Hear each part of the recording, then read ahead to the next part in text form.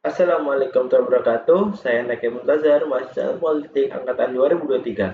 Di sini saya ingin menjelaskan tentang sistem pemilu campuran atau mixed electoral system. Mixed electoral system ini percampuran dari dua sistem, yaitu sistem mayoritan dan sistem proportional representation.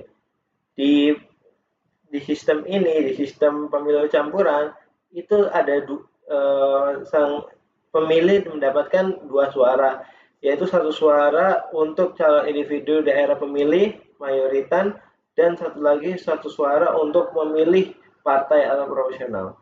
Jenis jenis-jenis sistem campuran ada dua, yaitu mixed member proportional MMP dan sistem parallel system mixed member mayoritas MMM. Yang pertama mix member proporsional itu dominan proporsional. Kemudian jumlah kursi pada kursi partai disesuaikan dengan total total suara partai. Kursi partai ini yang ada di parlemen, meskipun sebagai dipilih dari calon distrik.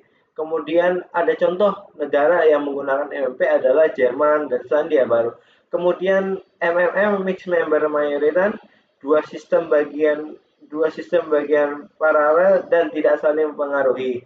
Kemudian kursi distrik dan kursi proporsional dihitung secara terpisah. Contoh negara yang melakukan MMM adalah negara Jepang, Korea Selatan, dan Indonesia pada waktu dulu. Kemudian dampak terhadap sistem di pemerintahan atas dilakukannya sistem mixed electoral system ini lebih seimbang antara stabilitas dan representasi. Ada wakil rakyat di dapil, tapi suara partai juga dihitung secara nasional. Kemudian partai besar tetap diuntungkan, tetapi partai kecil juga punya peluang. Jadi kalau sistem proporsional kuat, antara partai besar dan partai kecil bisa dibilang seimbang. Seimbangnya bagaimana? Partai besar jelas pasti mereka ikut, tapi juga dia tetap diuntungkan dengan dia bisa lolos. Kemudian partai kecil juga diuntungkan. Diuntungkannya dari mana? Mereka akhirnya masih bisa masuk ke parlemen, walau tidak sebanyak partai mayoritas, tetapi mereka pada partai kecil tetap memiliki kesempatan di parlemen. Kemudian pemerintah bisa stabil, tapi juga bisa inklusif, tidak tidak separa mayoritas dan tidak sefragmentasi sistem PR murni. Kemudian ada pun kelebihan dari sistem campuran ini adalah representasi dan akuntabilitas itu warga bisa pilih individu dan partai juga bisa dipilih. Jadi setiap pemilih bisa memilih dua tersebut. Kemudian mengurangi suara terbuang karena proporsional bantu menampung suara partai kecil. Jadi di sistem ini tuh suara dari partai kecil itu tidak terbuang, jadi masih tetap dihitung yang dari partai-partai kecil seperti itu. Kemudian gabungan yang terbaik dari dua sistem. Jadi sistem mayoritas itu ada baiknya.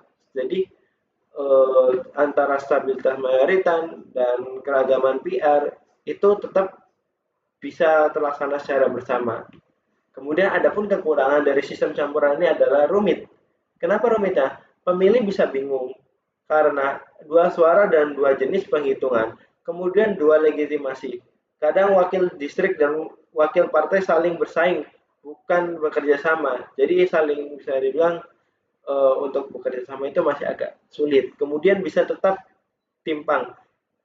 Kalau sistem proporsionalnya lemah, partai besar dominan dan minoritas akan terpinggir. Jadi walaupun dalam sistem ini partai-partai kecil masih tidak hanya partai kecil tapi yang minoritas itu masih ada. Namun jika partai besar itu terlalu lebih besar atau terlalu kuat, maka yang minoritas dan partai kecil akan tersingkir juga.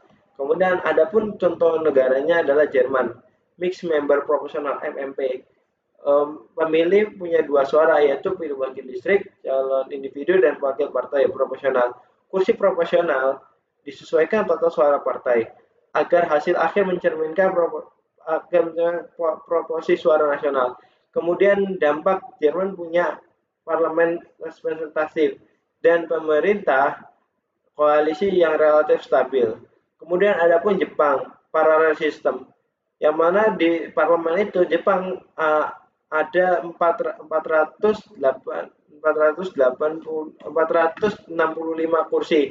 Kemudian dari situ dibagi menjadi dua, yaitu ada 289 dipilih lewat sistem mayoritas FPTP, kemudian ada 176 ya dari sistem PR daftar partai. Karena sistem PR tidak memperbaiki hasil mayoritas, partai besar tetap diuntungkan. Mungkin itu saja dari saya. Sekian. Wassalamualaikum warahmatullahi wabarakatuh.